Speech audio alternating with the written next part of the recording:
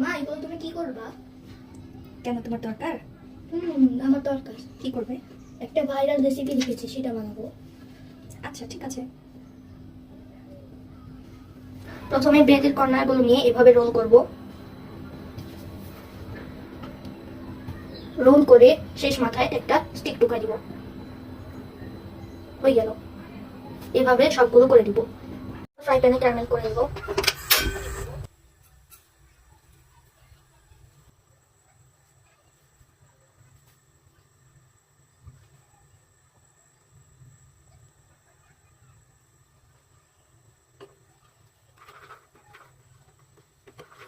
হয়ে গেল আমাদের ক্যারামেল।